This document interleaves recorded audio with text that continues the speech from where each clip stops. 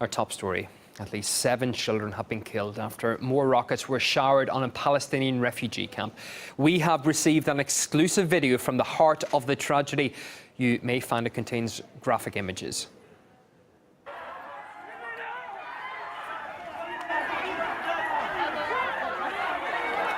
The Israel Defense Force pointed the finger at Hamas, saying it bombed its own territory. Israeli Prime Minister Benjamin Netanyahu said Palestinians must brace themselves for a prolonged operation.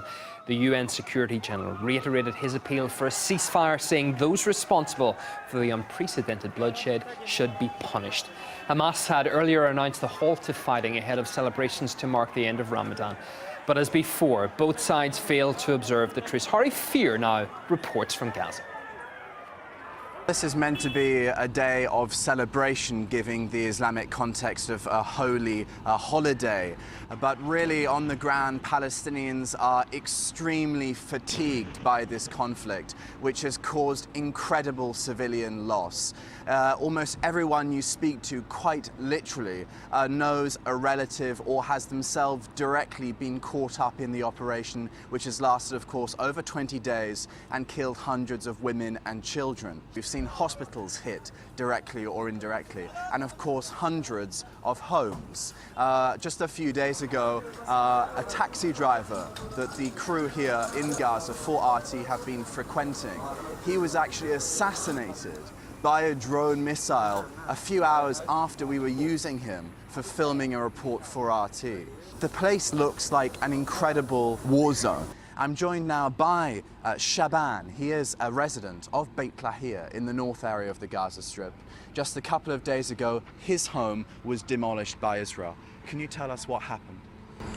In the morning, as we were taking our suhoor, we heard a shouting and a scary in our quarters. That's to evacuate our homes quickly. My uncle, he didn't evacuate the home because his wife cannot walk, so we evacuate home. Then the plane coming and the airstrike will bomb. We hear a heavy havoc F-16 bomb in our homes. We found my cousin, he's dead, and some of my cousins were injured in this bomb. We are not Hamas and we are not Fatah. We are just Palestinian.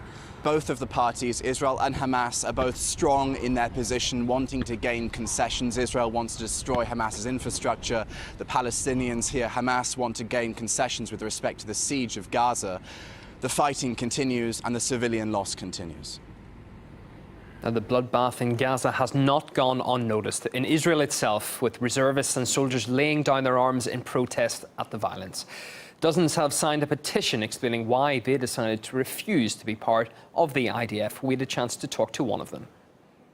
We're not willing to be their good Israelis to support their military adventures, to support the oppression of the native population. But we have to remember that the population of this country, the majority of it, are the Palestinians.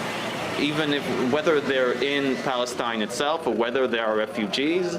So we can't just count ourselves among Israeli Jews and ask ourselves whether we're close enough to the soldiers, to the government, to the establishment. We have to think about the people of this country and of this region and the best interests of everybody involved. It's impossible to stay unmoved, and yet it is possible because the society around us, Israeli society, is so militarized, is so caught up in militaristic propaganda and education that it almost entirely supports the operation, even encouraging their government to go further, to kill more. During the course of this operation, over 600 protesters against the operation, against the war, have been arrested, and some are still under arrest for trumped-up charges, you know, the kind the police brings up against you when they want to suppress a protest, and they accuse you of assaulting them or illegal assembly or obstructing policemen in the line of duty, or these sorts of accusations. Israel has now acknowledged it unintentionally bombarded the courtyard of a UN school in Gaza last week, but it denies it's responsible for at least 15 deaths there, saying the compound was empty at the time of the strike. Many weapons in Israel's arsenal come from the US, which is a major supplier to the IDF. As of 2009, Israel received almost all of its weaponry from the United States. It also remains the major recipient of military aid, getting more than $3 billion in annual foreign military funding. The US also provided $235 million to produce Israel's Iron Dome anti-rocket systems and about $300 million of additional funding towards other missile defense programs. Gideon Levy is an Israeli journalist from the media organization Haaretz. He believes the current operation in Gaza is driving the situation further into deadlock. If the blockade would have been lifted before this war, maybe if Gaza would have been free, this war wouldn't have taken place at all. I think that Gaza deserves freedom, and I am aware to all the security considerations of Israel, but by the end of the day, there is no alternative but to open Gaza, because going back to those vicious circles one time after the other will lead to nowhere. And as long as Gaza is under siege, as long as Gaza is a cage, and Gaza is a cage, the biggest cage in the world, nothing will be solved. Therefore, I wish that Israel would have really opened its eyes and listen to a very, very just demand of the Palestinians, namely to open Gaza. Unfortunately, in the current atmosphere in Israel, I don't see it happening.